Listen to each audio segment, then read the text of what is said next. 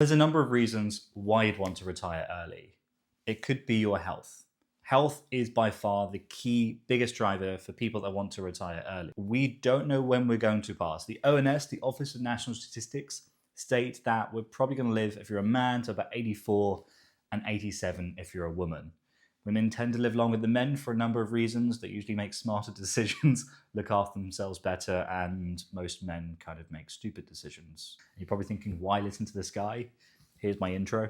I'm Ryan. I'm a chartered financial advisor. I've been doing this for about a decade. I help people just like you make better informed decisions. When it comes to health and retirement planning, we can't plan for every single scenario. You can't. You just can't do it.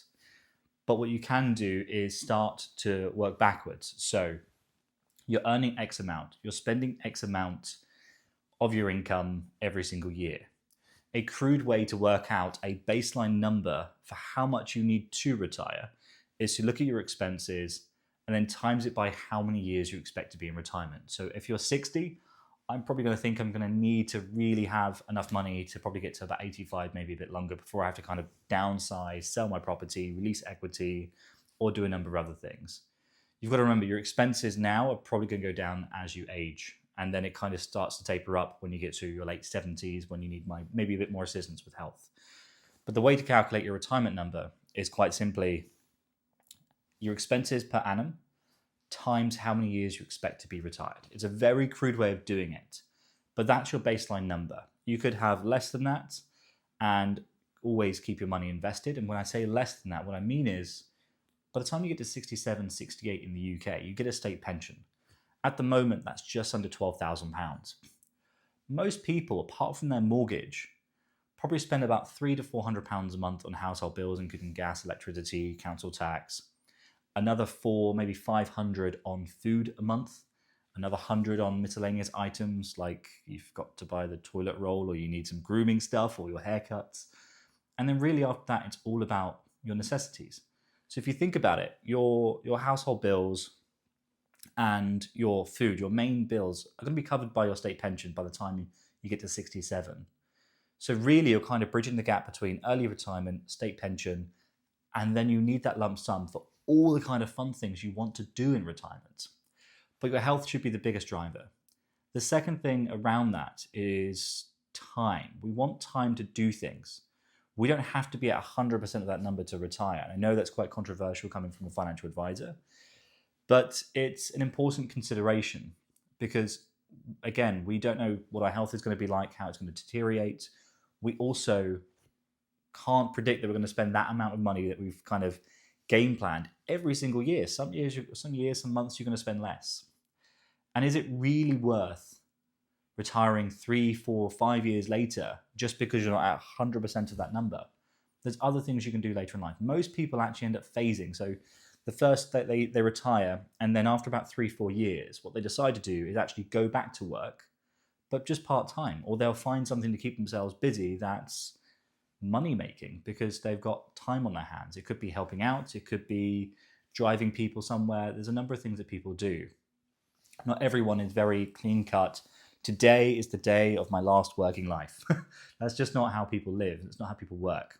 And so I think those are the two considerations. Think about the number you're going to need. Think about your health. Think about the time. And there's passion projects that people get involved in. The really important thing when it comes to retirement planning is to have a plan, is to be as tax efficient as possible.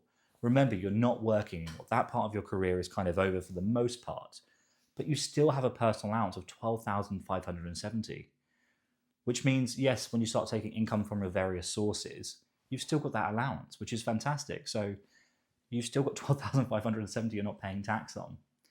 And by using products like a pension, like a ISA, typically a stocks and shares ISA, where you can invest really, really well, diversify your investments, not take any unnecessary risk.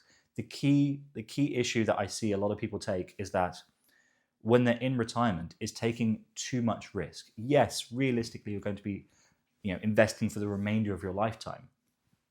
But investing in something like the S&P 500 is not really applicable to you. It's not really appropriate because there's massive ups and downs. You're driving on a British road, it's very, very bumpy. There's lots of potholes.